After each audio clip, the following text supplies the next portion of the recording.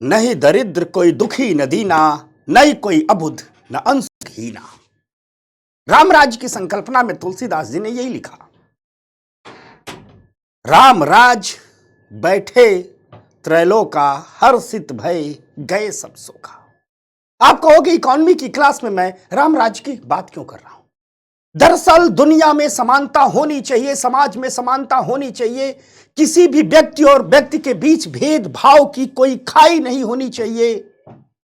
न कोई दरिद्र होना चाहिए, न कोई दुखी होना चाहिए, न कोई गरीब होना चाहिए, न कोई अशिक्षित होना चाहिए, न कोई अस्वस्थ होना चाहिए, न कोई दुखी होना चाहिए। सब लोग शोक मुक्त होने चाहिए, हर्षित होने चाहिए, प्रसन्न होने चाहिए। इस बात की कल्पना पहली बार रामराज्य में ही की गई।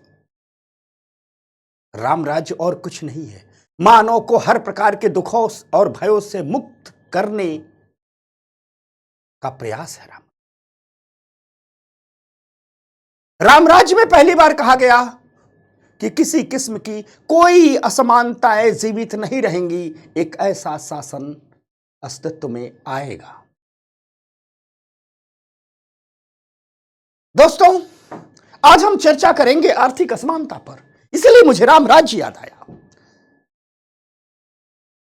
धोचके रह गए होंगे आप लोग की गुरुजी आज इकोनॉमी भूल गए क्या? नहीं, इकोनॉमी की ही बात हो रही। आज हमारा टॉपिक ही है आर्थिक असमानता। किसी भी किस्म की असमानताएं गतिशील नहीं होंगी, यही रामराज्य का नारा था। और बात सिर्फ रामराज्य की ही नहीं, उपनिषद की बात करें, बुद्ध की बात करें, महावीर स्वामी की बात करें, जैन धर्म की बात करें, जैनों के आंदोलन, बौद्धों के आंदोलन, कबीर की बात करें, तुलसीदास की बात करें, भारत के पुनर्जागरण की बात करें, भारत का स्वाधीनता संघर्ष की बात करें, गांधी की बात करें, नेहरू की बात करें, बाबा साहब अम्बेडकर की बात करें, इन सब की लड़ाई, जो अंतिम लड़ाई थी, वह यही थी कि एक ऐसा देश बनाएंगे, एक ऐसी दुनिया बनाएंगे जहां किसी भी किस्म की असमानताएं नहीं होंगी, सब बराबर होंगे, सब बराबर होंगे, सब बराबर होंगे। हम पश्चिम में भी जाते हैं तो जितनी भी क्रांतियां होंगी, जितनी भी क्रांतियां हुई, फ्रांस की क्रांति हुई, रूस की क्रांति हुई, चाइना की क्रांति हुई, अमेरिका की क्रांति हुई, दुनिया भर के दार्शनिक आए, थॉमस पेन आया, रोबेस्पियर आया, टॉलस्टॉय आया, सब लोग आए, और सबका अंतिम उद्देश्य यही था, एक ऐसी दुनिया बनाई जाए जहां असमानताएं गतिशील ना हो, सब लोग बराबर हो। लेकिन इन सब भी जद्दोजहद के बाद असमानताएं सच हैं, वास्तविकता हैं, आज भी हैं। तो दोस्तों, आज चर्चा करेंगे हम इन्हीं असमानताओं पर। अभिवादन स्वीकार कीजिए लोकेश त्रिपाठी की तरफ से। और आइए, आपके यूपीएससी के इकोनॉमी के सिलेबस में है आर्थिक असमानताएं। चूंकि इन्हें दूर करने के लिए समावेशी विकास का सहारा लिया जाता है, इसलिए हमने लिख दिया है आर्थिक असमानता और समावेशी विकास। तो चलिए चलते हैं असमानताओं की ओर। तो क्या है असमानता के मायने? असमानता जब हम कहते हैं तो इसके मायने क्या निकलते हैं, इसका परिचय क्या होता है, थोड़ी इस पर बात कर लेते हैं। आर्थिक नजरिए से थोड़ी इस असमानता को देखते हैं। तो असमानता के बारे में कहा जाता है कि जब किसी समाज के सदस्यों और समूहों के साथ संसाधनों का असमान वितरण होता है, तो असमानता आ जाती है। यहां हम आर्थिक नजरिए से बात कर रहे हैं। जब भी आर्थिक नजरिए से बात करेंगे, रिसोर्सेज महत्वपूर्ण हो जाएंगे, संसाधन महत्वपूर्ण हो जाएंगे, यानी संसाधनों का असमान वितरण ही, संसाधनों का असमान वितरण ही असमानता कहलाती है। क्या कहलाती है? संसाधनों का असमान वितरण ही असमानता कहलाती है। अब यह जो असमानता है ना, यह कई प्रकार की होती है। यह आय की असमानता के रूप में हमारे सामने आती है, यह अवसर की असमानता के रूप में हमारे सामने। जब हम आय की असमानता की बात करते हैं तो याद रखिएगा, आय की असमानता का मतलब होता है समाज के अलग अलग सदस्यों के पास अलग अलग इनकम का होना। यहां अलग अलग इनकम से आशय है अलग अलग स्तर की इनकम का होना। याद रखिएगा, असमानता का आशय गरीबी नहीं है। असमानता बढ़ रही है, इसका मतलब गरीबी बढ़ रही है, नहीं, ये बात नहीं है। कई जगह ये बात लिखी गई है, कई छोटी-मोटी किताबों में लिखी गई है कि असमानता का मतलब गरीबी होता है। जी नहीं, असमानता का मतलब ये होता है गरीब के कम गरीब होने की तुलना में अमीर तेजी से अमीर हो रहे हैं। जैसे मान लो यह गरीब है, यह मान लीजिए 5 साल में, 5 साल अमीर और गरीब है, दिखने में भी गरीब लग रहा है, दिखने में भी अमीर लग रहा है। ये कार्टून मैं बैठ बैठ के बनाता हूं अपने विद्यार्थियों के लिए, क्योंकि इसी यूट्यूब पर वादा किया था मैंने कि आपको इकोनॉमी का, इंडिया का सबसे बेहतर कंटेंट मैं दूंगा। आपके प्यार और स्नेह का इतना आभारी हूं।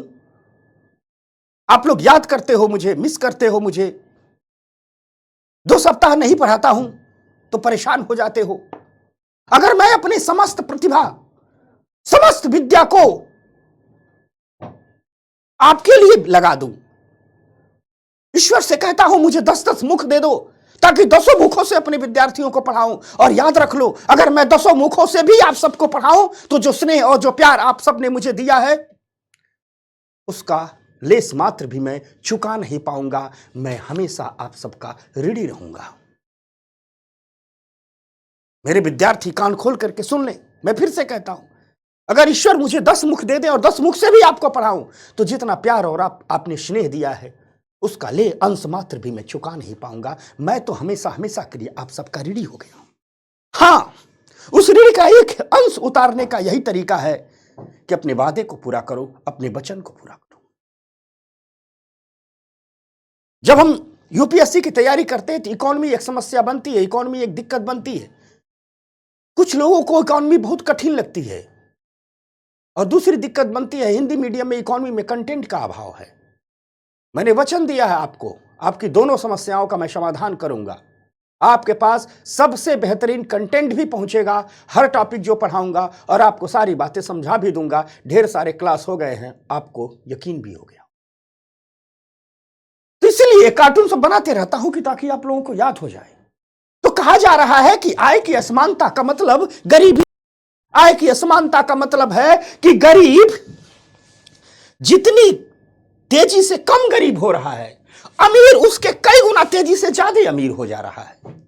जैसे मान लो 5 साल में यह गरीब कम गरीब हो जाए, यानी थोड़ा धनी हो जाए। मान लीजिए 5 साल में इसकी संपत्ति 10,000 है, 10,000 रुपये महीना कमाता है। मान लीजिए 5 साल में 20,000 रुपये महीने कमाने लगे,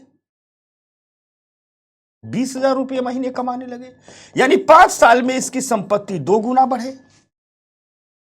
तो यह अमीर के पास 1 करोड़ रुपए है, 5 साल में इसके पास 50 करोड़ रुपए हो जाए। इसकी संपत्ति कितना गुना बढ़ जाएगी? 50 गुना बढ़ जाएगी। यही असमानता है, यही असमानता है। यानी यह व्यक्ति गरीब नहीं हो रहा है, यह व्यक्ति भी गरीबी से धीरे धीरे बाहर निकल रहा है, लेकिन जितनी तेजी से यह कम गरीब हो रहा है उसके कई गुना तेजी से अमीर हो रहा है। जितने दिन में इसकी कमाई 10,000 से 20,000 रुपये महीने हुई, उतने दिन में इसकी 1 करोड़ से 50 करोड़ हो गई। यही जन्म लेती है आय की असमानता। अमीर तेजी से अमीर होता जाता है, लेकिन इसका कतई मतलब नहीं गरीब गरीब हो रहा है। गरीब भी गरीबी से निकल रहा है, लेकिन जितनी तेजी से यह ऊपर बैठ रहा है, यह उसके कई गुना तेजी से आगे बढ़ रहा है।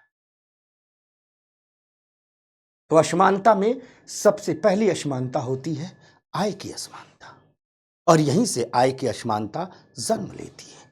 दूसरे किस्म की जो असमानता होती है उसे कहते हैं अवसर की असमानता। एक चित्र से आपको समझाता हूं। मान लीजिए कोई व्यक्ति पीढ़ियों से गरीब है, या बच्चा है कूड़े के बगल में खड़ा है, या पीढ़ियों से गरीब है। इसके पिताजी भी गरीब थे, इसके दादा भी गरीब थे, इसके बाबा भी गरीब थे। या देख रहा है किन्हें? ऊंची अट्टालिका में रहने वाले लोगों को। ठीक, अब मान लीजिए यह कोई दूसरी दुनिया का चित्र नहीं है, आपके ही शहरों का चित्र है। दिल्ली के नोएडा में जाएंगे तो गगनचुंबी इमारतें हैं, लेकिन उसी नोएडा के बगल में झुग्गी झोपड़ी भी है।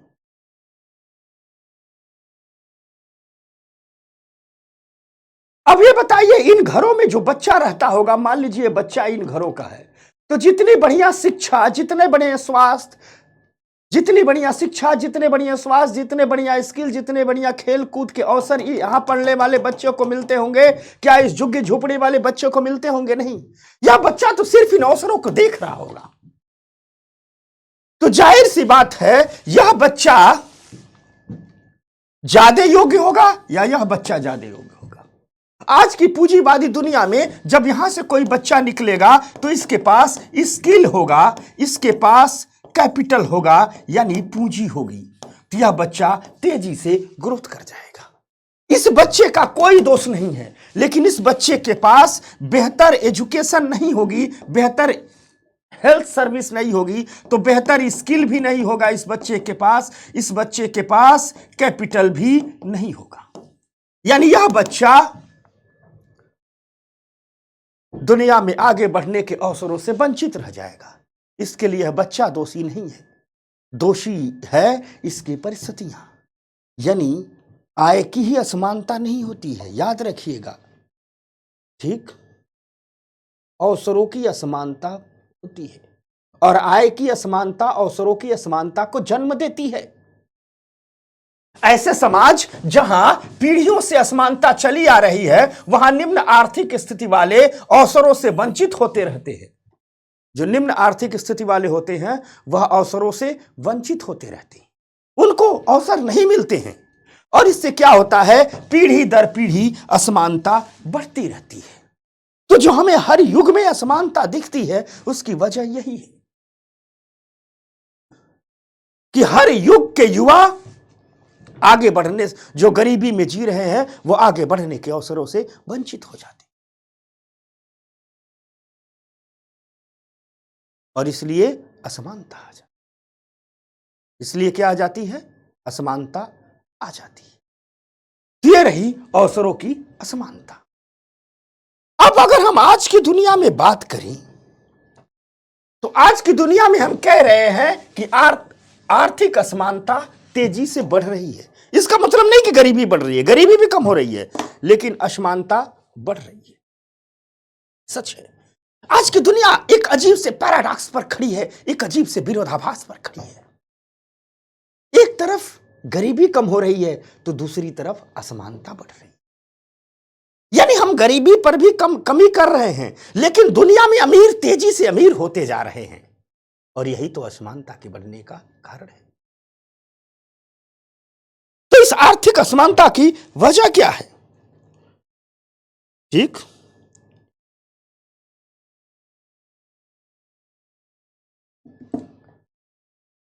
इस आर्थिक असमानता की वजह क्या है, बताइए आप लोग। देखो, हुआ क्या है कि जिस युग में हम जी रहे हैं उसे ग्लोबलाइजेशन का दौर युग कहते हैं, उसे वैश्वीकरण का युग कहते हैं। हमने आपको इकोनॉमिक रिफॉर्म बताई भी। तो जिस दौर में, जिस युग में हम जी रहे हैं, इसे क्या कहते हैं? इसे ग्लोबलाइजेशन का दौर कहते हैं, इसे वैश्वीकरण का दौर कहते हैं। इस वैश्वीकरण ने दुनिया भर के बाजारों को खोल दिया है, पूरी दुनिया भर के बाजार खुल गए, और दुनिया भर के बाजारों के खुलने से लाभदायक निवेशों का विस्तार हुआ है।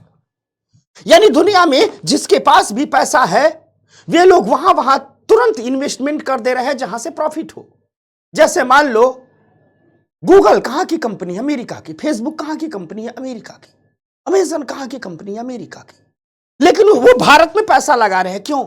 क्योंकि भारत का बाजार बढ़ रहा है, तो यहां से वो प्रॉफिट कमा करके जाएंगे। तो जाहिर सी बात है, जब दुनिया भर के मार्केट खुल गए हैं, तो इन मार्केट में पैसा लगाएगा कौन?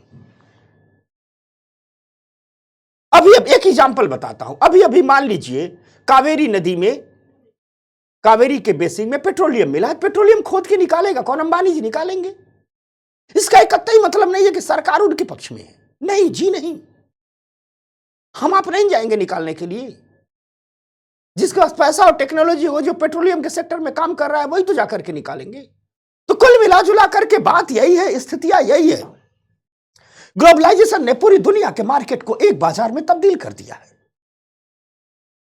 इससे जो पैसे वाले लोग हैं, जो संपत्ति वाले लोग हैं, जो पूंजीपति लोग हैं, उनको एक बड़ा बाजार मिल गया है जहां वो इन्वेस्टमेंट कर सकते हैं और खूब प्रॉफिट कमा सकते हैं, और उन्होंने ऐसा किया भी। तो वैश्वीकरण ने जब दुनिया भर के बाजारों को खोला, इससे प्रॉफिटेबल इन्वेस्टमेंट के दायरे का विस्तार हुआ, तो अमीरों ने पैसा लगाया और नए नए अमीरों की संपत्ति में अभूतपूर्व विस्तार हुआ और अमीरों की संपत्ति तेजी से बढ़ी। इसलिए आप देखते होंगे हर साल दुनिया में अरबपतियों की संख्या बढ़ती जाती है। जितनी तेजी से अरबपतियों की संख्या बढ़ती जाती है, जितनी तेजी से अरबपतियों की संपत्ति का विस्तार होता है, उतनी तेजी से लोग गरीबी से बाहर नहीं निकल रहे, इसीलिए असमानता बढ़ रही। आज के दौर में जिसके पास अधिक पूंजी होगी वही विश्व बाजारों में प्रतिस्पर्धा कर पाएगा और अधिक अमीर होगा, यानी पैसे वाला ही कंपटीशन कर पाएगा, वही अमीर होगा। दिन प्रतिदिन नई नई टेक्नोलॉजी आ रही है और इस नई नई आने वाली टेक्नोलॉजी ने कुछ लोगों को बहुत अमीर बनाने में सक्षम बनाया है, तो बाकी लोगों को क्या किया है, पीछे छोड़ दिया है। जैसे इसका उदाहरण है नए नए स्टार्टअप। फेसबुक क्या है, स्टार्टअप, नया स्टार्टअप है। गूगल क्या है, स्टार्टअप है। अमेजन क्या है, स्टार्टअप है। व्हाट्सएप क्या है, स्टार्टअप है। देखते देखते ये लोग दुनिया की सबसे बड़ी कंपनी और दुनिया के सबसे बड़े रईसों में शुमार हो, क्योंकि इन लोगों ने आने वाली नई नई टेक्नोलॉजी का उपयोग किया। तो असमानता बढ़ने का कारण, बड़ी वजह एक नई नई प्रौद्योगिकी भी है। साथ साथ आज की दुनिया की, आज की इकोनॉमी में फाइनेंशियल मार्केट की, वित्तीय बाजारों की भूमिका बहुत बढ़ गई है। वित्तीय बाजार मतलब वो बाजार जहां से उद्योगपतियों को पैसा मिलता है। जैसे शेयर मार्केट क्या है, एक प्रकार का वित्तीय बाजार है। शेयर मार्केट में आईपीओ लेकर के कौन आता है, बड़े बड़े कंपनियों वाले आते हैं। तो होता क्या है कि आज की दुनिया में फाइनेंशियल मार्केट की बड़ी भूमिका बढ़ गई है। हम आपको इसी यूट्यूब पर चैनल पर पढ़ाएंगे मनी मार्केट और कैपिटल मार्केट। ये दोनों और कुछ नहीं है, फाइनेंशियल मार्केट है। एक ऐसा बाजार, आपके सामने बाजार दिखता होगा, जूतों का बाजार, कपड़ों का बाजार, लेकिन एक ऐसा बाजार भी है जो आपको दिखता नहीं है, वो ऑनलाइन चलता है, वो पैसे का बाजार है। वहां से पैसे का लेन देन किया जाता है, उसको फाइनेंशियल मार्केट कहते हैं या वित्तीय बाजार कहते हैं। या वित्तीय बाजार दो प्रकार के होते हैं, एक को कहा जाता है मनी मार्केट और दूसरे को कहा जाता है capital market. In money market और कैपिटल मार्केट से बड़े बड़े पूंजीपति व्यवसायी पैसा उठाते हैं और लोग पैसा लगाते हैं। जो लगाते हैं उनको भी प्रॉफिट मिलता है, जो पैसा उठाते हैं उनको भी प्रॉफिट मिलता है। हम आपको चैप्टर बढ़ाएंगे मनी मार्केट और कैपिटल मार्केट। तो है क्या कि अर्थव्यवस्था में जो वित्तीय बाजारों की भूमिका बढ़ती जा रही है, तो बड़े बड़े जो कॉरपोरेट हैं या बड़े बड़े कॉरपोरेट ही इन बाजारों से पैसा उठा रहे हैं और फायदा कमा रहे हैं। इससे भी असमानता तेजी से बढ़ रही है। वित्तीय बाजारों का बढ़ना भी असमानता बढ़ाने की एक कारण है, वजह है।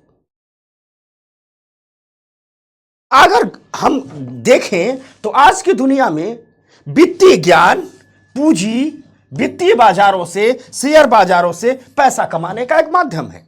आपके पास थोड़ा फाइनेंशियल नॉलेज हो, थोड़ा सा पैसा भी हो, तो आप पूंजी बाजारों से, वित्तीय बाजारों से, शेयर बाजारों से पैसा कमा सकते हो।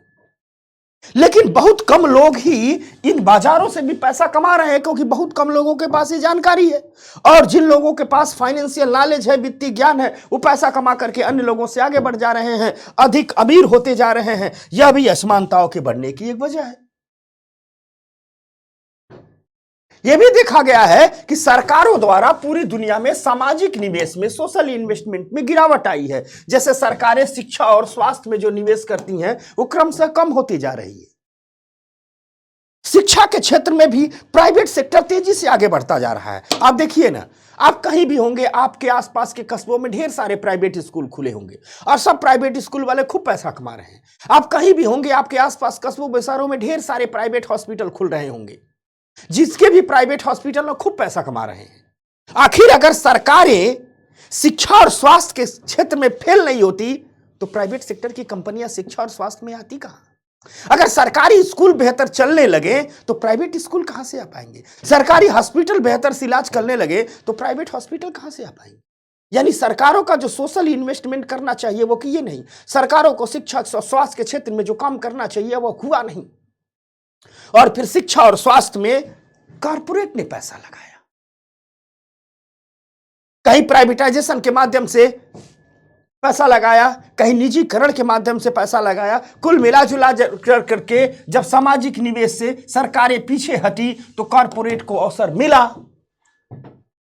और कॉरपोरेट ने इससे पैसा कमाया, अधिक अमीर हुआ। यह भी एक असमानता बढ़ने की वजह है।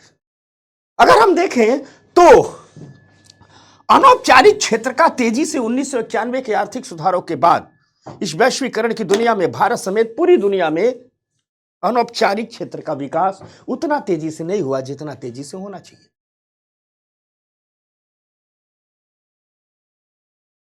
और अनौपचारिक क्षेत्र का जब अर्थव्यवस्था में विकास हुआ तो आपको पता होगा कि अनौपचारिक क्षेत्र में कई प्रकार की नौकरियां उत्पन्न होती हैं और ये नौकरियां असमानता में वृद्धि करती हैं, क्योंकि ये बहुत कम भुगतान करती हैं, बहुत लो पेमेंट करती हैं, बहुत कम भुगतान करती हैं, बहुत कम पेमेंट करती हैं। अर्थात अनौपचारिक सेक्टर का विस्तार हो रहा है।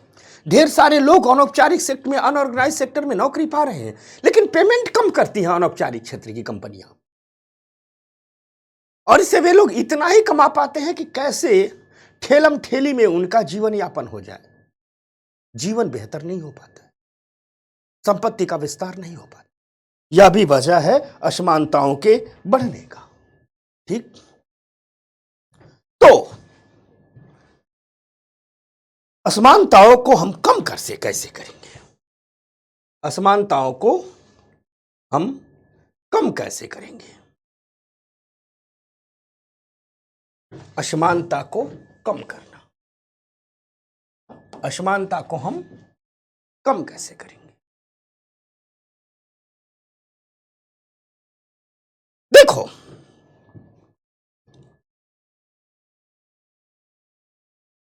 एक ऐसी दुनिया की कल्पना करना आसान है जहां सब बराबर हो, एकदम समानता हो, एकदम समानता हो। यह कल्पना सुखद है, आनंददायक है, आश्वस्तिदायक है, लेकिन इस कल्पना को व्यवहारिक धरातल पर उतारना बड़ा कठिन है, तकरीबन असंभव है, तकरीबन असंभव है। यानी पूर्ण समानता प्राप्त करना हम कह सकते हैं कि एक प्रकार से असंभव हो सकता है, लेकिन यह जरूर प्राप्त किया जा सकता है कि असमानता की चरम स्थितियां न हो। यानी काल्पनिक दुनिया में हम कह सकते हैं कि हम एक दुनिया ऐसी बनाएंगे, हम एक ऐसी दुनिया बनाएंगे जहां असमानता कम होगा। सॉरी, हम कल्पना में कह सकते हैं, हम सोच में ये कह सकते हैं, और हमें आदर्श भी रखना चाहिए कि हम एक ऐसी दुनिया बनाएंगे जहां असमानताएं कम होंगी। लेकिन व्यवहारिक धरातल पर एक ऐसी दुनिया बनाना जहां किसी भी किस्म की असमानताएं दृष्टिगोचर न होती हैं, यह लगभग असंभव है। हां,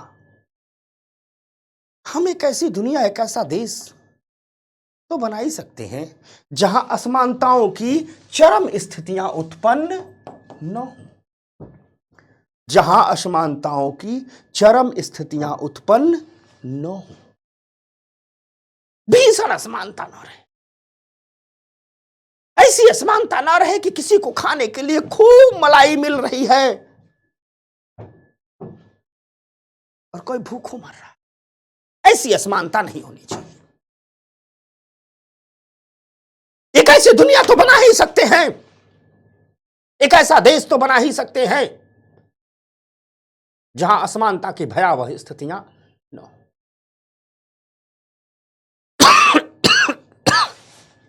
इसलिए हम बात करते हैं असमानता को कम करने की।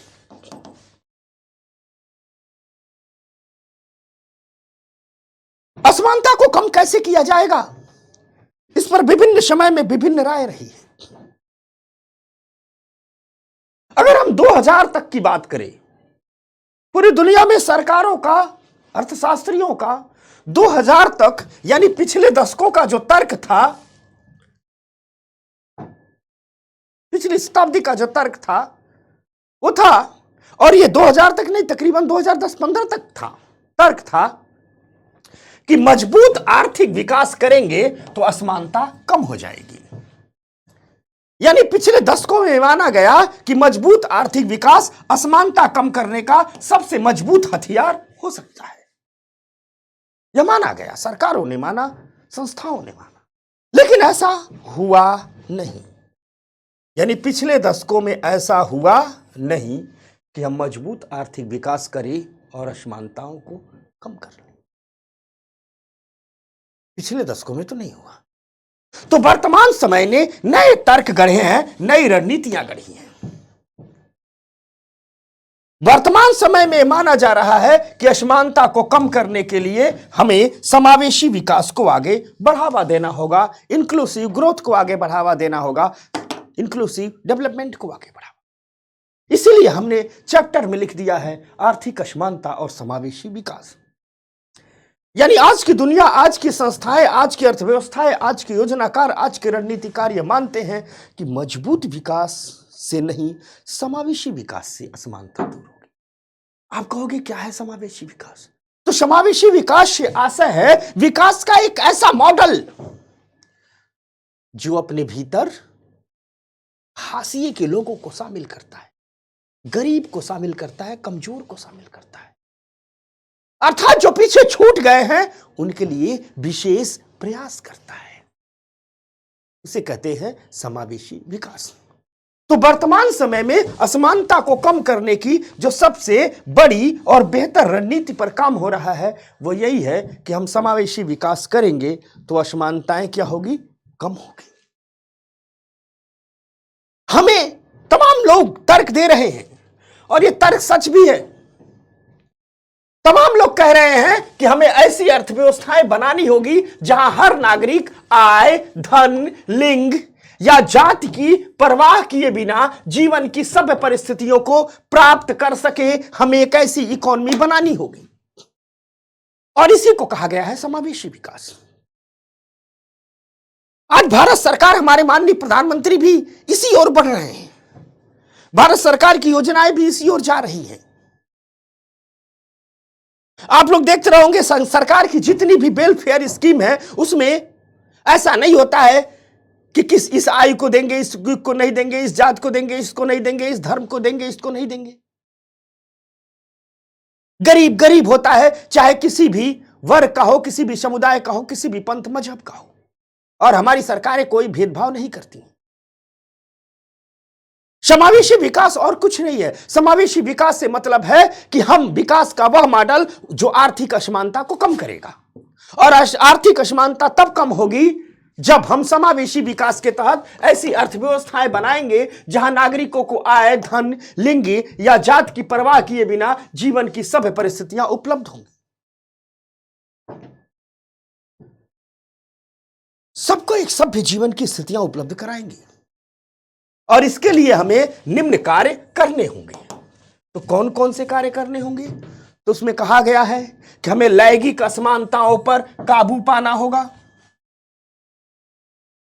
यानी जो स्त्री और पुरुष का विभेद है, बच्चे और बच्चियों के बीच जो अवसरों का विभेद है, इसको हमें दूर करना होगा। लैंगिक असमानताओं पर काबू पाना होगा। जो अनऑर्गेनाइज सेक्टर है, जो असंगठित क्षेत्र है, जहां 83% लोग काम करते हैं, वहां काम की परिस्थितियों में सुधार करना होगा। वहां समय समय पर वेतन वृद्धि को बढ़ावा देना होगा। जो प्रारंभिक वर्षों की शिक्षा है, यानी जो प्राथमिक शिक्षा है, उस पर विशेष ध्यान देना होगा तथा उसके लिए समान अवसर सुनिश्चित करना होगा। ऐसा ना हो कि बेहतर प्राथमिक शिक्षा सिर्फ गरीब को मिले, सिर्फ अमीर को मिले, गरीब को ना मिले। हमें प्राथमिक शिक्षा के भेदभाव को दूर करना होगा। हमें अपनी स्कूली शिक्षा को रोजगार परक शिक्षा से जोड़ना होगा। स्कूल से निकले बच्चा तो कुछ न कुछ काम धंधे का हुनर उसके पास रहे। हमें अपनी हेल्थ इंफ्रास्ट्रक्चर को, स्वास्थ्य अवसंरचना को ऐसा बनाना होगा कि वहां तक सभी लोग पहुंचे, गरीब से गरीब व्यक्ति को भी बेहतर हमारे अस्पतालों में, सरकारी अस्पतालों में इलाज मिले। हमें अपने पोषण संबंधी कार्यक्रमों को प्रभावी तरीके से लागू करना होगा। एक एक आयोग बना है जिसे कहा गया है कार्य के भविष्य पर वैश्विक आयोग। इसने एक रिपोर्ट दी है। इस कार्य के भविष्य पर बने वैश्विक आयोग ने रिपोर्ट दी है कि दुनिया में हो रहे परिवर्तनकारी बदलावों और सरकारी तैयारी और शिक्षा प्रणाली के मध्य अंतर को रेखांकित किया है, और इस रिपोर्ट ने कहा है कि हमें इस अंतर को पाटना होगा। यह रिपोर्ट कह रहा है कि दुनिया जितनी तेजी से बदल रही है उतनी तेजी से हमारी सरकारी तैयारी नहीं है, हमारी सरकारें बदल नहीं रही हैं, और उतनी ही तेजी से हमारी शिक्षा प्रणाली भी नहीं बदल रही है। यानी दुनिया में हो रहे बदलाव और सरकारी तैयारी और शिक्षा प्रणाली के बीच एक गैप उत्पन्न हो गया है। कार्य के भविष्य पर बनी आयोग कह रही है कि इस गैप को पाटिए वरना असमानता बढ़ेगी। कार्य के भविष्य पर बना आयोग कह रहा है असमानता को कम करना है, समानता लाना है, तो इस गैप को पाटना होगा।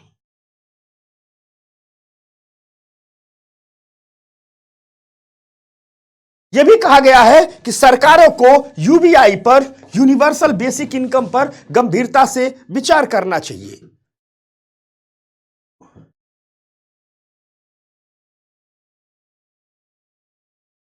यह भी सुझाव दिए गए हैं कि जो भी सब्सिडी है, सब्सिडी को 100% डीबीटी के माध्यम से ही दिया जाना चाहिए। डायरेक्ट बेनिफिट ट्रांसफर के माध्यम से ही सब्सिडी को दिया जाना चाहिए। यह बात कही गई है।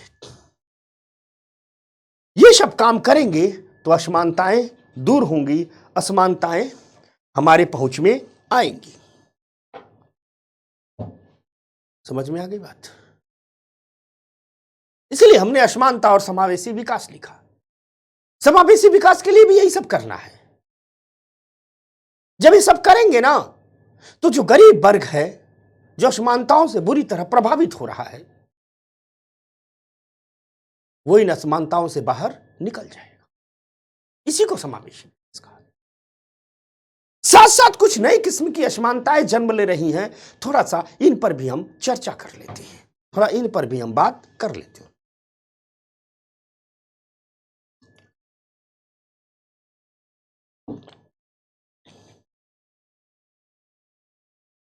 आइए कुछ नवीन किस्म की असमानताओं पर चर्चा करते हैं।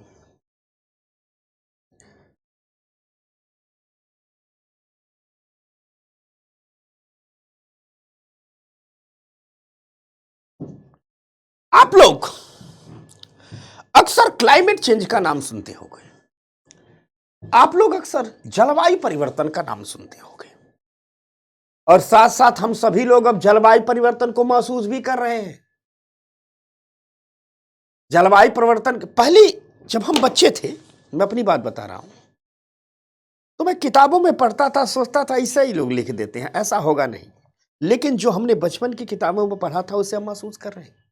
गर्मियों के दिन की संख्या बढ़ रही है, जाड़ों के दिन की संख्या सिकुड़ रही है, बारिश बेमौसम होने लगी है, फसलों पर प्रभाव दिख रहा है, प्रदूषण अब बड़े शहरों की कहानी नहीं रह गया है, अब कस्बों तक में पहुंच गया है। पॉल्यूशन के कारण तमाम प्रकार के क्लाइमेट चेंज हम देख रहे हैं। याद रखिएगा, यह असमानता, यह जलवायु परिवर्तन भी एक नए किस्म की असमानता को जन्म दे रहा है।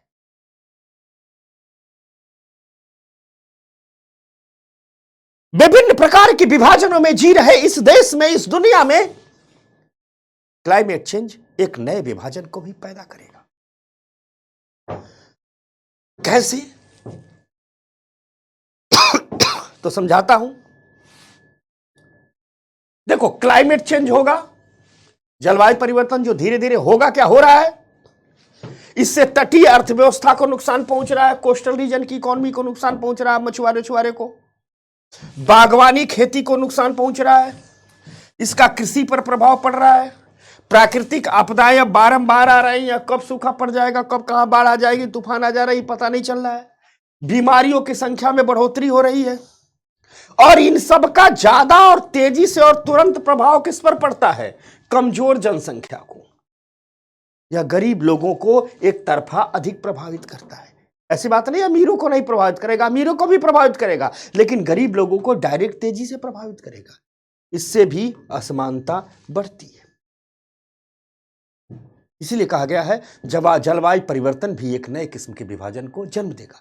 थोड़ा सा इससे और खोलता हूं और विस्तार करता हूं, थोड़ा सा इसको और विस्तार से समझाता हूं।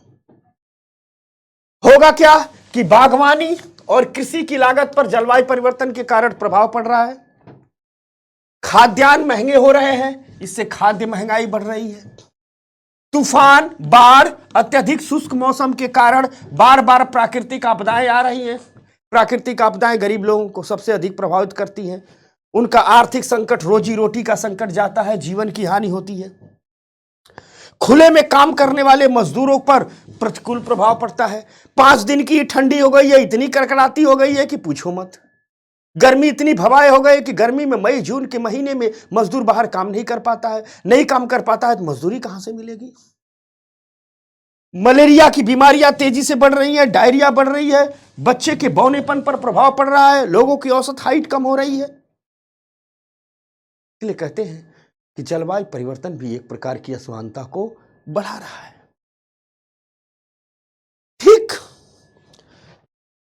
दूसरी एक असमानता जन्म ले रही है, यह भी जन्म ले रही है, और यह आर्थिक असमानता भी बन रही है, बाद में यह सामाजिक असमानता बन जाएगी। यह आर्थिक असमानता बन रही है डिजिटल टेक्नोलॉजी के कारण। तो थोड़ी सी चर्चा करते हैं आर्थिक असमानता और डिजिटल टेक्नोलॉजी, आर्थिक असमानता और डिजिटल प्रौद्योगिकी। हम डिजिटल दुनिया में हैं,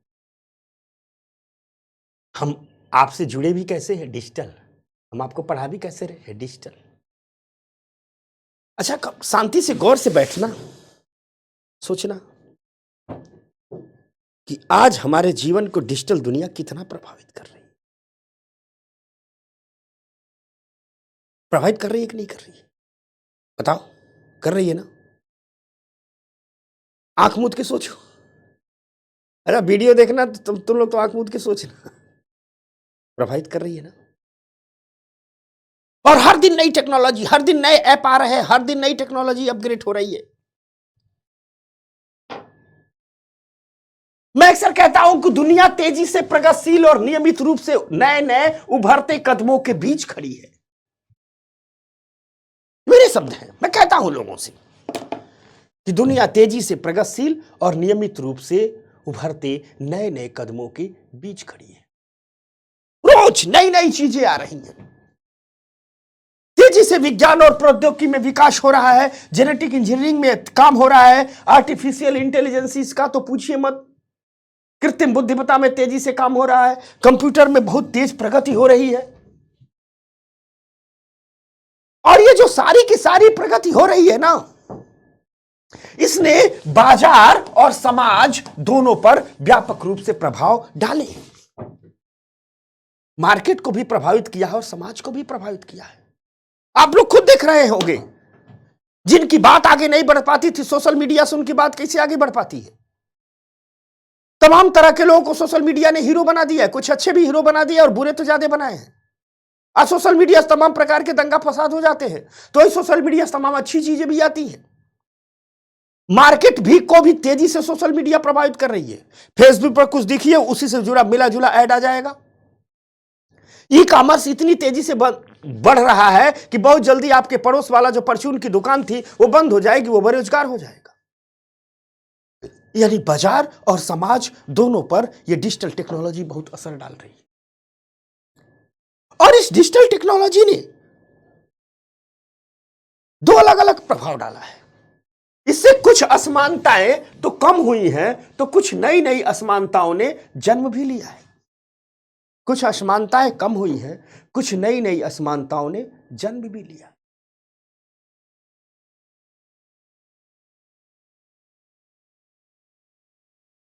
जो तकनीकी प्रगति हो रही है, इसने अर्थव्यवस्था में, समाज और अर्थव्यवस्था में एक नए किस्म का विभाजन उत्पन्न कर दिया है। ये मैं बता रहा हूं, अभी इकोनॉमिक किताबों में नहीं आई है, बड़े बड़े लेखों, रिसर्च पेपरों में आया है। जातियों में बटी हुई इस दुनिया, धर्म में बटी हुई इस दुनिया, तमाम तरह के आर्थिक विभाजनों में बटी हुई इस दुनिया में एक नया विभाजन भी आ गया है। जो तकनीकी प्रगति हो रही है, इसने दो नए प्रकार के वर्ग समाज और अर्थव्यवस्था में उत्पन्न कर दिया है।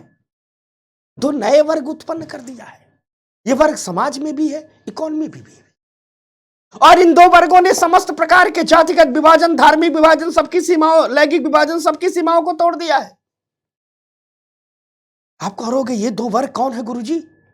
तो ये दो वर्ग हैं, एक को कहा जा रहा है चैंप और दूसरे को कहा जा रहा है वॉश आउट।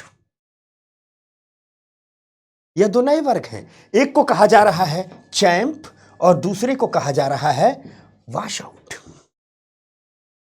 ठीक, चैंप का मतलब सफल, वॉश आउट का मतलब असफल। यानी दो नए वर्ग बने हैं, एक है चैंप, दूसरा है वॉश आउट। चैंप वे है जो तकनीकी रूप से सक्षम है, टेक्नोलॉजी के एक्सपर्ट हैं। और जब टेक्नोलॉजी के एक्सपर्ट हैं तो जो नए नए नवाचारों पर आधारित हमारी अर्थव्यवस्था है, इस अर्थव्यवस्था में ये अधिक वेतन पा रहे हैं। आज की इकोनॉमी क्या है? इनोवेटिव बेस्ड इकोनॉमी है, इनोवेशन बेस्ड इकोनॉमी है।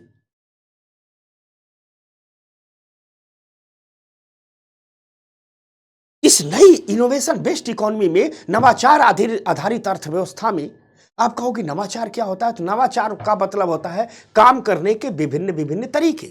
जैसे मैं आपको डिजिटल रूप से पढ़ा रहा हूं, आज के 10 साल पहले यह संभव नहीं था। यह क्या है? यह भी एक नवाचार है, इनोवेशन है। आप घर में बैठे मोबाइल से अमेजन पर, फ्लिपकार्ट पर ऑर्डर करके अपने घर में सामान मंगा ले रहे हैं, यह भी एक नवाचार है। आप गौर से देखिएगा, चैंप वे लोग हैं जिन्होंने तेजी से तकनीकी को अडॉप्ट कर लिया है, टेक्नोलॉजी को अडॉप्ट कर लिया। ये वे लोग हैं जो तकनीकी रूप से अधिक सक्षम हैं। जब ये लोग तकनीकी रूप से अधिक सक्षम हैं तो नए नवाचारों पर आधारित अर्थव्यवस्था में ये लोग क्या कर रहे हैं? ये लोग अधिक वेतन पा रहे हैं। यानी जिन्होंने नए दौर की पढ़ाई लिखाई कर ली, नए दौर की टेक्नोलॉजी सीख ली, वे खूब कमाई कर रहे हैं, उन्हें ही चैंप कहा गया है। वही जो पुरानी अर्थव्यवस्था में जो पारंपरिक रूप से श्रमिक हैं, उनकी वेतन वृद्धि बहुत मामूली हुई है, उनकी वेतन वृद्धि बहुत मामूली हो गई है। तब भी गड्ढा खोद रहे थे, आज भी गड्ढा खोद रहे हैं, उन्हें वॉश आउट कहा गया। इसका मतलब आज इस नए जमाने की डिजिटल प्रौद्योगिकी को जिसने अडॉप्ट कर लिया, इकोनॉमी में शामिल हो गए, वे चैंप हो गए।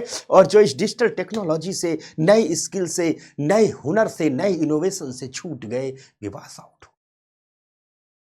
आज के 20-30 साल बाद के समाज में आप इसका गहरा असर देखोगे। चैंपों की एक बिरादरी होगी, वॉश आउट की एक बिरादरी। यहां बिरादरी से संबंध ग्रुप है। चैंप आपस में दोस्ती करेंगे, ये हो रहा है। वॉश आउट एक तरफ रहेंगे। तो डिजिटल टेक्नोलॉजी ने यह एक नया विभाजन तो उत्पन्न कर ही दिया है, अर्थव्यवस्था में उत्पन्न किया है। और कोई भी चीज जब इकोनॉमी में आ जाती है तो समाज पर असर डालती है। धीरे समाज में भी ऐसा और है, धीरे धीरे इसके व्यापक असर आपको दिखने लगेगी। तो यह एक नया विभाजन है। दूसरी तरफ अगर हम मोबाइल फोन के विस्तार करें, ठीक, तो इस डिजिटल टेक्नोलॉजी का विस्तार करें तो सिर्फ इसके हानिकारक पक्ष ही नहीं, इसके लाभदायक पक्ष भी बहुत हैं। जैसे मोबाइल फोन के विस्तार ने स्वास्थ्य सेवा, शिक्षा और वित्तीय सेवाओं को दूरस्थ क्षेत्रों और गरीब समुदाय तक पहुंचाया है। शहर में मजदूर कमा रहा है, यहीं से पैसा फोन पे से भेज देता है, घर चला जाता है। जब वो घर अपने पैसा भेज रहा है, क्या है? फाइनेंशियल सर्विस ही दे रहा है। हेल्थ पहुंच रही है मोबाइल फोन के माध्यम से, एजुकेशन पहुंच रही है मोबाइल फोन के माध्यम से, फाइनेंशियल सर्विस पहुंच रही है मोबाइल फोन के माध्यम से। और ढेर सारे समाजों और समुदायों के सशक्तिकरण में इससे मदद भी मिल रही है। एक बड़ी महत्वपूर्ण बात है कि जो मोबाइल इंटरनेट का विस्तार हुआ है, इसने आम आदमी को अपनी बात रखने का एक बेहतर मंच दिया है। जिस आम आदमी की बात को मीडिया नहीं करता था, जिस आम आदमी की बात को अखबार नहीं करते थे, उस आम आदमी के मुद्दे अब सोशल मीडिया के माध्यम से प्रमुखता से उठने लगे हैं, उन्हें मजबूती मिली है। ये जो नई नई प्रौद्योगिकियां आ रही है ना, ये प्रौद्योगिकियां विकास को चलाने और अधिक समावेशी समाज बनाने में सहायता कर सकती हैं। लेकिन यह जरूरी होगा कि सरकार इन नई नई तकनीकी सुविधाओं को वंचित वर्गों को उपलब्ध कराए, क्योंकि याद रखिएगा, इन प्रौद्योगिकियों की क्षमता को केवल तभी महसूस किया जा सकता है जब सभी तक इनकी पहुंच हो। लेकिन बड़े दुख और बड़े अफसोस की बात है कि जो नई प्रौद्योगिकियां हैं वह असमानताओं को कम न कर रही हैं, वह असमानताओं को मजबूत कर रही हैं, क्योंकि नई प्रौद्योगिकियां तेजी से समाज के अमीर तबकों तक ही तेजी से पहुंच रही हैं, गरीब तबका उससे वंचित हो जा रहा है। इसलिए जो प्रौद्योगिकियों को हम असमानता को हटाने के हथियार के रूप में इस्तेमाल कर सकते हैं, वही प्रौद्योगिकियां आज असमानता के विभिन्न रूपों को मजबूत कर रही हैं और नए डिजिटल डिवाइडेड को जन्म दे रही हैं, नए डिजिटल विभाजन को जन्म दे रही हैं। कुछ उदाहरण से समझते हैं हम। आप कहोगे कैसे डिजिटल डिवाइडेशन हो रहा है, कैसे डिजिटल हो रहा है, तो इसको हम उदाहरण से समझाते हैं। जैसे एग्जाम्पल हम लेते हैं एजुकेशन में, शिक्षा में एजुकेशन लेते हैं।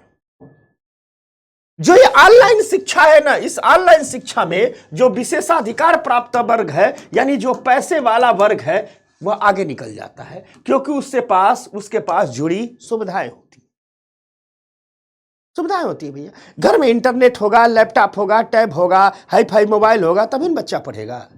छोटका बच्चा सब पढ़ रहा है।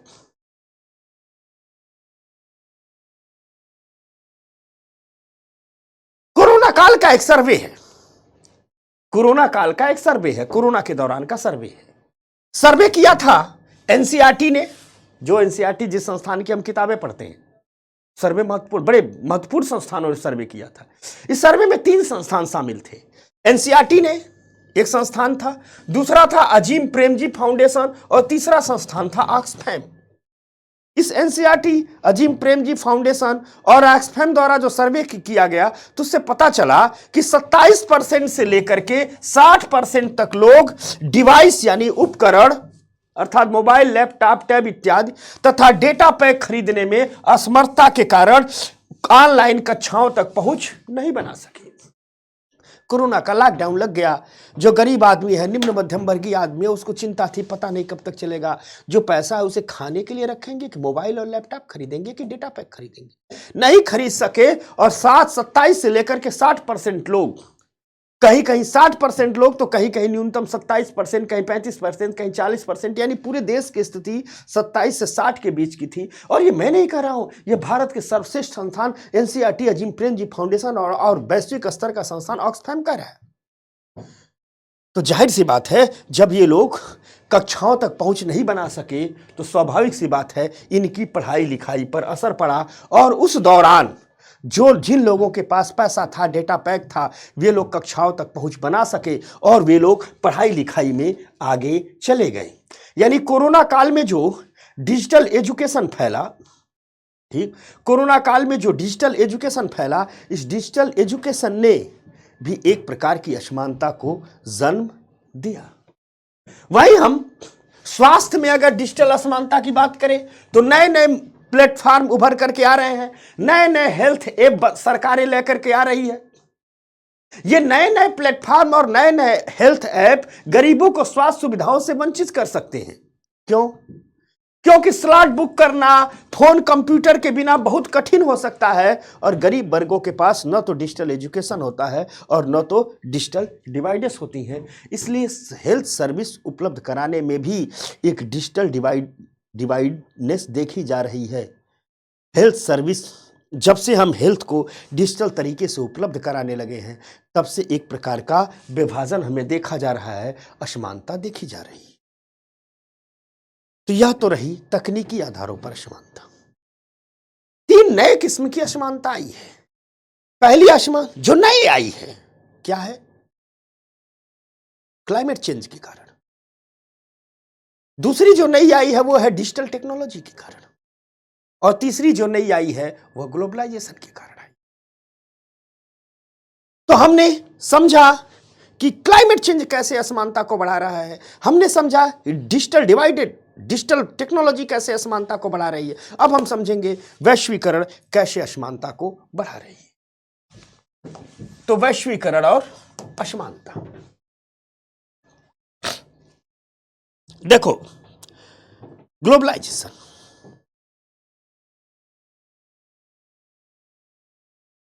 बड़ी तेजी से व्यापार का एकीकरण हुआ है ग्लोबलाइजेशन में। ग्लोबलाइजेशन क्या है? पूरी दुनिया का आर्थिक रूप से जुड़ जाना, पूरी दुनिया का आर्थिक रूप से एकीकृत हो जाना, पूरी दुनिया का बाजारों का तेजी से एक दूसरे से संपर्क में आ जाना ही तो वैश्वीकरण है। और जब बाजार बदलते हैं तो समाज अपने आप बदल जाता है। याद रखिएगा, बदलाव की सबसे बड़ी ताकत इन बाजारों में हो। अगर हम देखें तो हम कह सकते हैं कि चाहे व्यापार हो, निवेश हो या फाइनेंस का प्रगतिशील प्रवाह हो, एक दूसरी जगह से पैसे का जो आवागमन हो, तीनों में वृद्धि हुई है। यानी हम कह सकते हैं कि व्यापार, निवेश और वित्त के प्रगतिशील वैश्वीकरण के माध्यम से विश्व अर्थव्यवस्था का एकीकरण अभूतपूर्व स्तर पर पहुंच गया है। आज पूरी दुनिया की इकॉनमी तकरीबन एक हो गई है। भारत में कुछ होता तो अमेरिका प्रभावित होगा, अमेरिका में कुछ होगा भारत प्रभावित होगा, भारत में कुछ होगा जापान प्रभावित होगा। हर कोई एक दूसरे को प्रभावित कर रहे हैं। और इस वैश्वीकरण का प्रभाव पहले नहीं दिखता था, लेकिन इस सदी के पहले दशक यानी 2010 तक आते आते देश के सभी क्षेत्रों और सभी आय समूहों यानी सभी इनकम ग्रुप तक इसके आर्थिक कल्याण पर इस वैश्वीकरण का नाटकीय प्रभाव पड़ा है। इस वैश्वीकरण के बारे में जो अर्थशास्त्री इनके बाद इनकी दो धारणाएं, दो प्रकार के सिद्धांत आए हैं। ठीक, एक लोगों का कहना है कि वैश्वीकरण से इनकम में वृद्धि होती है और यह इनकम में जो वृद्धि होती है वह सभी नावों को ऊपर उठाती है। यह बड़े अर्थशास्त्रियों के शब्द है, इसलिए मैं आप तक ले आता हूं, क्योंकि मेरा वादा था कि कंटेंट भी महान होगा। और जब इन शब्दों को आप एग्जाम में, इसीलिए मैं लिख करके लाता हूं। ऐसी बात नहीं कि मैं पीपीटी पर जानबूझ करके पढ़ाता हूं। अरे हमारे तो रोम रोम में इकॉनमी रची बसी है। पीपीटी पर इसलिए पढ़ाता हूं कि सारी चीजें आपके नोट्स हो जाए। मैं आपके लिए पढ़ाता ही नहीं, एक बेहतर नोट्स भी तैयार करता हूं।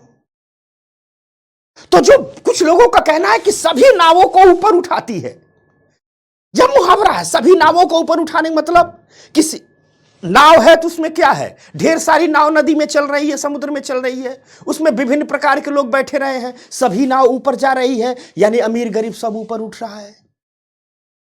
तो लोग कह रहे हैं कि जो वैश्वीकरण है यह सभी नावों को ऊपर उठाती है। इससे हर इनकम ग्रुप के लोग, हर आय वर्ग के लोगों को लाभ पहुंचता है और उनका जीवन स्तर ऊपर उठता है। यानी कि लोग कह रहे हैं, यह वर्ग कह रहा है कि वैश्वीकरण ने असमानताओं को कम किया है।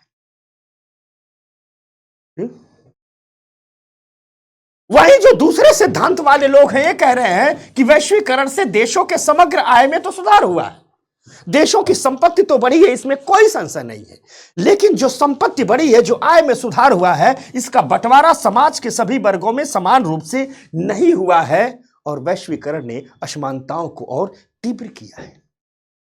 ये लोग कह रहे हैं कि सभी नावों को ऊपर उठाया है, असमानताएं कम हुई। ये लोग कह रहे हैं नहीं, देशों की इनकम तो बढ़ी है, लेकिन जो इनकम बढ़ी है उसका बंटवारा समाज के सभी वर्गों में नहीं हुआ है। यानी असमानताएं और तीव्र हुई हैं, अमीर तक अधिक पैसा गया और गरीब तक कम पैसा गया। अगर हम वैश्विक स्तर पर असमानताओं के बात देखें तो विभिन्न देशों द्वारा विभिन्न परिणाम प्राप्त किए गए। जैसे वैश्वीकरण के कारण चीन ने अपनी क्षमता का अच्छी तरह से दोहन किया है, चीन तेजी से आगे बढ़ा। भारत के मामले में देखें तो इकोनॉमी ग्रोथ रेट तो बढ़ी है, करोड़ों लोगों की आय बढ़ी और समृद्धि भी आई है। भारत समेत कई देशों में बढ़ते आयात ने विनिर्माण रोजगार पर प्रभाव डाल दिया। यह एक नकारात्मक पड़ा। हुआ क्या, यह सामान हो, मान लो वैश्वीकरण हुआ, अब हमारे बाजार चीन के लिए खुल गए, तो यह सामान, यह बेल है, बेल की घंटी है, या अगर भारतीय या विनिर्माण इंडस्ट्री से संबंधित भारत वाली कंपनी 100 रुपया का बना रही है तो चीन वाला इसे 30 रुपये में बना करके मार्केट में ला दे रहा है, तो ग्राहक खरीदने जाएगा तो कौन खरीदेगा? 30 रुपया वाला। यानी भारत की विनिर्माण इंडस्ट्री क्या होगी? भारत की विनिर्माण इंडस्ट्री ध्वस्त होती जा रही है। इससे ढेर सारे लोग क्या हो जा रहे हैं? बेरोजगार होते जा रहे हैं। जब बेरोजगार होते जाएंगे तो उनकी कमाई कम हो जाएगी, असमानता बढ़ जाएगी। तो भारत में विनिर्माण इंडस्ट्री वैश्वीकरण के कारण ही डूब रही है, रोजगार पर असर पड़ रहा है। इस वैश्वीकरण के ही कारण बहुराष्ट्रीय कंपनियों का उदय हुआ है और ये कंपनियां अब अर्थव्यवस्था, समाज और वैश्विक राजनीति पर काफी प्रभाव डालने लगी है। अब गूगल, फेसबुक जैसी कंपनियां कई देशों की सरकार गिरा देती हैं। छोट मोट देश को तो कुछ समझती ही नहीं है। सब छोटे मोटे देश के राष्ट्रपति, प्रधानमंत्री भी गूगल के सीईओ से नहीं मिल पाते हैं। यह एक तरफ अर्थव्यवस्था को प्रभावित कर रही है तो समाज को भी प्रभावित कर रही है, वैश्विक राजनीति पर भी असर डाल रही है। आज के 20 साल पहले कोई करवा चौथ जानता नहीं था, आज पूरे भारत की महिलाएं करवा चौथ मना रही हैं। इन वैश्विक कंपनियों ने ही प्रसार किया है क्योंकि उत्पाद बिकते हैं।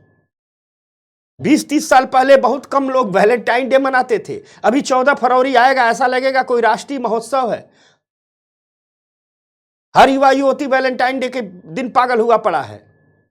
क्यों? क्योंकि उस दिन गिफ्ट खरीदे और बेचे जाते हैं। उनको आपके प्रेम मोहब्बत से मतलब नहीं है, उनको मतलब ऐसे त्योहार के गढ़ने से है जहां आप गिफ्ट खरीदे ताकि उनका बाजार बिके। आपको आश्चर्य होगा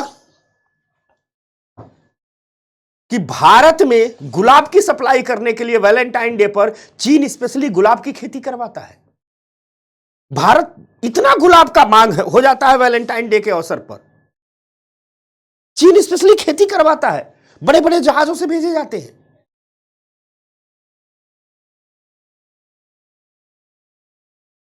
तो हमारे जीवन शैली को प्रभावित करती हैं वैश्विक कंपनियां। राजनीति में वैश्विक कंपनियां हैं, जिस पार्टी की सरकार बनानी हो, जिस पार्टी को फायदा पहुंचाना, उसकी फंडिंग कर देती है चुनाव में। कई भारत जैसे देश में तो लोकतंत्र है, बड़ा देश है। जो छोटे मोटे देश है, पाकिस्तान वकिस्तान है ना, ये मालदीव अभी बहुत चौधी आ रहा है। जब चाहे वैश्विक कंपनी, एक गूगल चाहे इनको उठा पटक देगा, सरकार बदल देता है। ये मालदीव वल्दीव ऐसे ऐसे देश को ना, तो हमारे देश की कंपनियां उठा पटक कर दे। थोड़ा सा सोशल मीडिया पर लोग एक्टिव हुए तो मालदीव की कमर टूट गई है। हमारे एक अडानी जी, अंबानी जी चाहे तो मालदीव के डुबा देंगे। वैश्विक कंपनियों की बात छोड़िए, डूब भी जाएगा। टाटा ने कह दिया है 2026 तक हम ताज ग्रुप के तहत बड़े बड़े वहां रेस्टोरेंट खोलेंगे, बड़े बड़े होटल्स बना देंगे, वैसे डूब जाएंगे। कहने का मतलब है कि आज दुनिया की राजनीति को, इसलिए आप देखते होंगे किसी भी देश का प्रधानमंत्री अमेरिका जाता है, सिर्फ अमेरिकन राष्ट्रपति से नहीं मिलता हो, गूगल के हेडक्वार्टर जाता है, फेसबुक के सीईओ से मिलता है। क्यों मिलता है? ये कंपनियां, एक एक कई कंपनी ऐसी हैं जिनकी इनकम कई देशों के जीडीपी से ज्यादा है।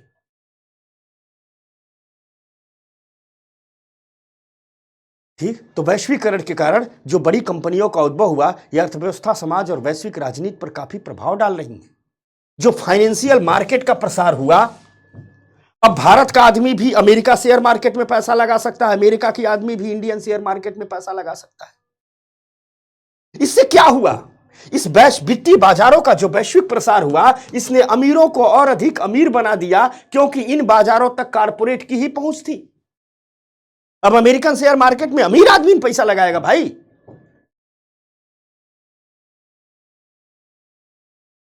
तो जो फाइनेंशियल मार्केट जो पूरा ग्लोबल हुआ, इन फाइनेंशियल मार्केट की पहुंच किसकी है? पहुंच किसकी है? सब्जी वाले, भाजी वाले की है? नहीं, कारपोरेट्स की है। तो कारपोरेट्स को फंडिंग मिली, अमीर और अधिक अमीर हुआ।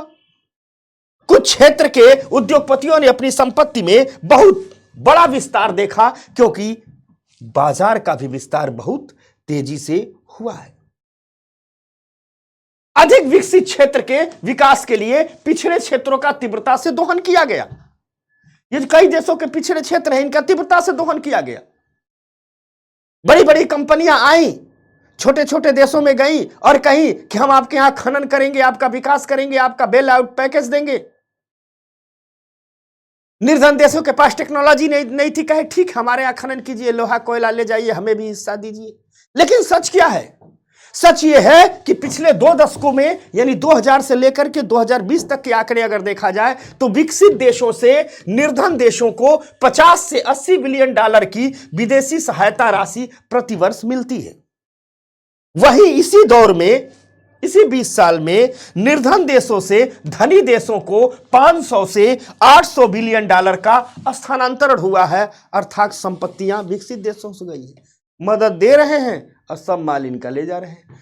50 से 80 बिलियन डॉलर के बीच हर साल दे रहे हैं मदद, और 500 से 800 बिलियन डॉलर के बीच के रिसोर्सेज लेकर के चले जा रहे हैं। इससे भी क्या होगा? अमीर देश और अमीर होंगे, गरीब देश और गरीब होंगे। ठीक। अगर कृषि क्रांतियों की बात की जाए तो पूरी दुनिया में हरित क्रांति आई, लेकिन पूरी दुनिया में जो कृषि क्रांति आई इसका लाभ केवल अमीर किसानों को भी मिला। भारत में भी यही हुआ। भारत में भी हरित क्रांति का प्रभाव अमीर किसानों को मिला, गरीब किसानों को क्यों मिला? क्योंकि जो हरित क्रांति आई, पूरी दुनिया की कृषि क्रांति आई, या पूंजी और मशीनीकरण पर आधारित थी। तो पूंजी और मशीनीकरण पर आधारित कृषि में, पूंजी और मशीनीकरण पर आधारित खेती में अमीर किसान ही निवेश कर सकते थे, इसलिए अमीर और अमीर होते गए। और वैश्वीकरण ने जो सबसे बुरा काम किया, मानव को उपभोक्ता बना दिया, खरीदार बना दिया। ऊपर वाला मनुष्य बना के भेजा था। पहले हमने उसे धर्म में बांटा, जात में बांटा, गरीब अमीर में बांटा, राजनीतिक पार्टियों ने वोटर में बांटा, ग्लोबलाइजेशन ने इसे कंज्यूमर बना। आज का आदमी सिर्फ और सिर्फ कंज्यूमर है, खरीदार है, उपभोक्ता है। और इस उपभोक्तावाद को सबसे अधिक, इस उपभोक्तावाद ने सबसे अधिक प्रभावित किया हमारी महिलाओं को, और इससे पुरुष महिला असमानता आगे बढ़ी, पुरुष महिला असमानता तीव्र हुई। तो ये कहानी असमानता की है। मुझे उम्मीद है आर्थिक असमानता पूरी तरह से समझ गए। चर्चा में समावेशी विकास भी आया, इसलिए हमने समावेशी विकास भी टैगलाइन में जोड़ा है। तो आज आर्थिक असमानता और समावेशी विकास, अभी समावेशी विकास कई जगह आएगा। आपको गरीबी पढ़ाऊंगा तो वहां भी समावेशी विकास आएगा, आपको बेरोजगारी पढ़ाऊंगा तो वहां भी समावेशी विकास आएगा। अरे गरीबी तो मैं पढ़ा लिया हूं, बेरोजगारी पढ़ाऊंगा, महंगाई पढ़ाऊंगा, डेवलपमेंट के मॉडल पढ़ाऊंगा तो वहां भी समावेशी विकास आएगा। तो दोस्तों, आज के लिए इतना ही है। मुझे उम्मीद है कि यह असमानता आपको अच्छी लगी होगी, पसंद आई होगी। अब हम थोड़ा सा आपको लेकर के चलेंगे इकोनॉमी के टेक्निकल क्षेत्र की ओर। अगली क्लास से हम इंफ्रास्ट्रक्चर, इन्वेस्टमेंट मॉडल, एफडीआई इत्यादि पर बातें शुरू करेंगे। तो अगर असमानता समझ में आई होगी, अच्छा लगा होगा, आपके बुद्धि विवेक कल्याण का विस्तार हुआ, तो अपने संदेश, अपने चिट्ठियां मुझ तक जरूर भेजिएगा। बताइएगा कि गुरुजी हाँ, पीडब्ल्यू के मंच से जो वादा किया था वो वादा हम पूरा कर रहे हैं। आप लोग पढ़िए लिखिए, आप सबकी तरक्की हो, यही हमारे जीवन का ध्येय है, यही हमारे जीवन का उद्देश्य है। बस इससे ज्यादा कुछ नहीं। हम आपके वृद्धि विकास में थोड़ी सी अपनी सेवा दे सके, थोड़ा सा अपना योगदान दे सके, यही हमारा लक्ष्य है। और हमारा से जब मैं हमारा कहता हूं तो मतलब यही हमारे पीडब्ल्यू का लक्ष्य है, पूरे पीडब्ल्यू परिवार का लक्ष्य है, पीडब्ल्यू ओनली आईएएस का लक्ष्य है। हम वचनबद्ध हैं अपने लक्ष्य की पूर्ति के लिए, अपने वादे की पूर्ति के लिए, आप सबके कल्याण में अपना योगदान देने के लिए। तो अपना प्यार, अपना स्नेह, अपनी शुभकामनाएं हमें देते रहिएगा। मिलते हैं अगले हफ्ते नई क्लास के साथ। जय हिंद, नमस्कार।